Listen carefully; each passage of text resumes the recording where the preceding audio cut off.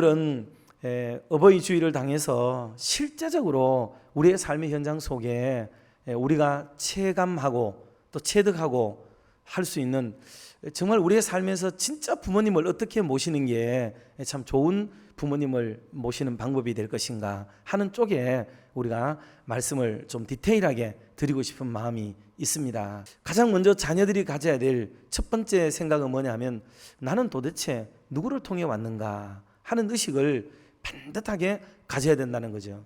물론 사람은 다 하나님이 만드셨어요. 그건 신학적인 문제이고 성경적인 문제이기 때문에 이걸 비껴갈 수는 없죠. 하나님이 만드셨는데, 하나님이 우리를 각자를 아담과 하와처럼 계속 흙으로 우리를 지으시고 빚으시고, 그리고 호흡을 또 생기를 우리에게 불어넣어주는 방식으로 우리가 이 세상에 태어나지는 않습니다.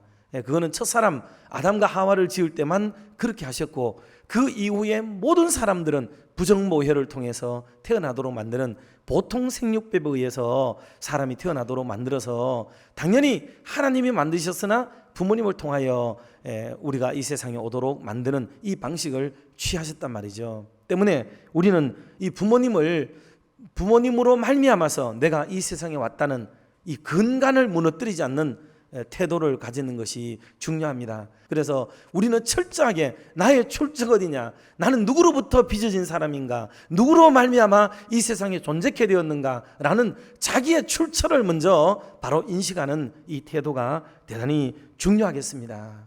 그러니 부모님은 무엇보다도 나의 근본이 되시고 나의 근원이 되신다라는 것을 기억을 해야 되겠습니다. 두 번째로는 이 지혜와 경험을 우리가 좀 배워야 됩니다. 부모님들은 비록 연세가 많아지면서 겉사람은 후피하잖아요. 겉사람은 후피하고 또 쭈글쭈글해지시고 또 뭐 많이 볼품이 없어지게 되는 게 사람이 당연한 일이지요. 그런데 여러분 그걸 알아야 돼요. 우리는 겉을 보고 사람을 판단하는 거라고요. 속은 얼마나 여물고 얼마나 다져지고 얼마나 알차고 얼마나 꽉 차 있는지를 여러분 어른 세대를 바라볼 때 그 속 사람을 바라봐주는 이 시선을 자꾸 배양을 해야 돼요. 우리는 모든 것을 겉을 보고 판단해요. 뭐 이쁘고 건강하고 팔팔하고 막 그런 것만 좋아하잖아요, 사람들이. 그러나 다시 한번 인생을 생각해 보면은 겉은 아무리 삐까뻔쩍한 듯 보여도 그 속이 사람 되고 인간 될 때까지는 여러분 세월이 하루아침에 되는 게 아니에요. 그러나 어르신들은 많은 시간 겉사람이 남루해 보여도 속사람은 얼마나 여물고 알차지고 있는지를 우리가 생각해 본다면 그 어른들로부터 지혜를 얻으려고 몸부림치는 게, 그게 사고를 정상적으로 가지는 젊은 세대라고 볼 수가 있는 겁니다. 여러분, 우리가 부모를 섬긴다는 것은 그런 겁니다. 가져간 선물 한번 확 풀고 이 많은 거 가져왔다, 효도 잘했다, 어머니 봉투 여기 있어요, 잘하는 겁니다. 그리고는 싹 돌아서 가지고는 부모님과 앉아 얘기도 없고 그저 밥상에서 밥 먹다가 끝나버리면 돌아서 나오는 이런 것 말고 좀 긴 시간을 대화하면서 그 삶을, 인생을, 지혜를 배워나가는 이것이 무엇보다도 좀 필요하겠다 하는 것입니다. 이런 인생을 우리가 좀 살아가서 부모님께서 속마음을 다 열고 그걸 털어놓고 이야기를 꺼내실 수 있는 기회를 우리가 드리는 것이 얼마나 중요하겠는가 하는 겁니다. 그래서 외모로 부모님을 무시하지 말고 부모님 속에 가지고 계시는 여러분 가정의 역사, 살아온 경륜, 삶의 지혜, 여러분 이런 것들을 잘 돌아가시기 전에 하나라도 더 들어놓고 더 알아놓으려고 하는 이런 마음이 우리에게는 무엇보다도 필요하다는 것을 꼭 기억하고 부모님들을 그런 마음으로 대할 수 있기를 주님의 이름으로 축원합니다. 세 번째는 인생의 크고 작은 집안의 결정권을요, 여러분 부모님께 좀 드려요. 부모님께 결정권을 부모님께 좀 드려보세요.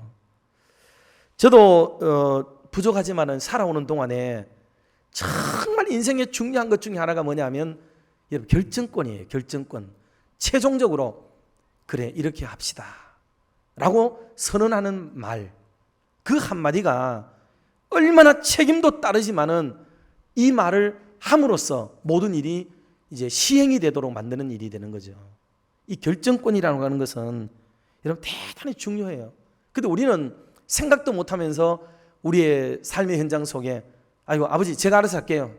제가 알아서 할 테니까 아버지가 그냥 계세요 그냥. 이 말은 아버지를 위하는 말이기는 해요. 그게 그런 뜻으로 말을 한 거예요. 그런데 그렇게 말하는 것보다는요, 아버지 이거 어떻게 하면 좋을까요? 이런 물어보세요. 아버지 이럴 때는 어떻게 하는 게 좋아요? 답을 다 알지만 서로 다 알지만 그렇게 말하면 아버지가 아이고 네 알아서 해라 이러실 수도 있고요.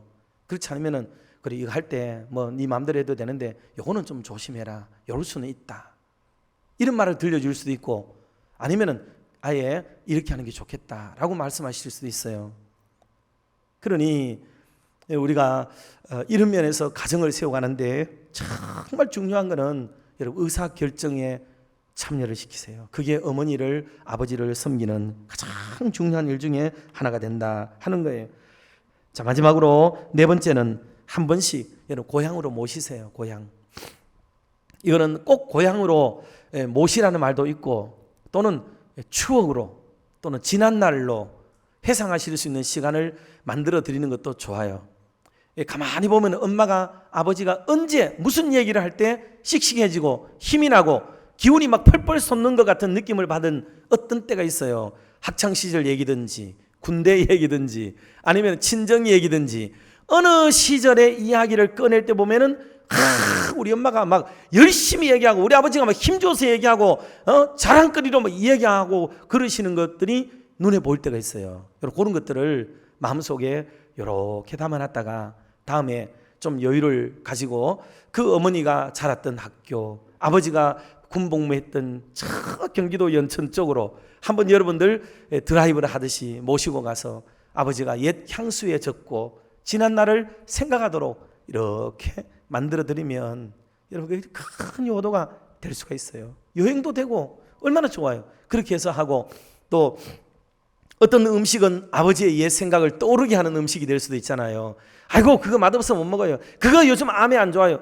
뭐 그거 뭐 어떻게 그래가지고 다 잘라버리고 안 되고 그럴 수 있어요. 그러나 어떤 경우에는 아버지가 즐겨 하시던 거 건강에 해로운 듯 싶어도 한번 여러분 꾹 참고 한번 가보시고 뭐 등등 그렇게 해서 부모님이 즐거워하시고 좋아하실 어떤 거리들을 찾아서 가는 게 좋아요. 그리고 부모님이 간절히 만나고 싶어하는 사람이 있을 수도 있잖아요.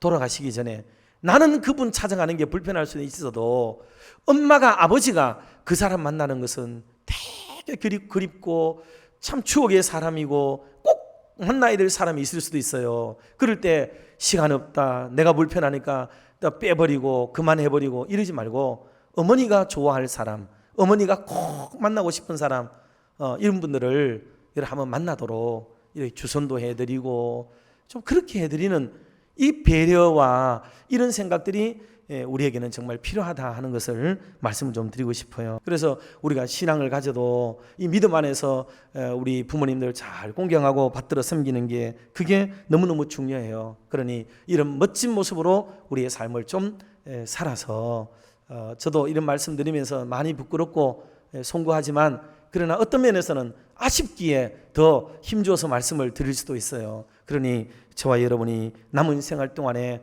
저는 부모님은 없지만은 우리 교회 안에도 어르신들이 많이 계시고 부모로 여길 만한 분들이 또 주변에는 또 있고 여러분들에게도 마찬가지입니다. 그러니 어른들이 다음 세대만큼이나 존중을 받고 사랑을 받고 또 많은 이들에게 고임을 얻을 수 있는 그런 은혜로운 교회를 우리가 함께 만들어갈 수 있게 되기를 주님의 이름으로 축원합니다.